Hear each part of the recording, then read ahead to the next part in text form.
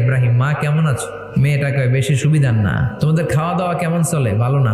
তোমার জামাই কই? বনে গেছে। এবার মেয়েটা বলতেছে আমনে কেডা? সাইয়েদনা ইব্রাহিম বলে আমি কে চিনবা না? স্বামী যখন বন থেকে ফিরবে তোমার স্বামীর একটা সালাম দিবা, বলবা ঘরের দরজার চৌকাঠটা যেন তোমার স্বামী পাল্টে দেয়।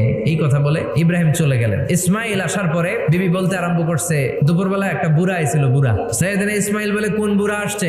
কি বলছে? বিবি বলে আপনারে সালাম বলছে। ওয়ালাইকুমুস সালাম। আর কি বলেছে? আর বলছে ঘরের দরজার চৌকাঠ যেন আপনি পাল্টে ফেলেন। এই কথা বলার পরে সাইয়েদনা ইসমাইল চিৎকার দিয়ে বলে, ও কি করলি তুই? নিজের কপাল পড়লি, নিজের কপালে নিজে কুড়াল মারলি।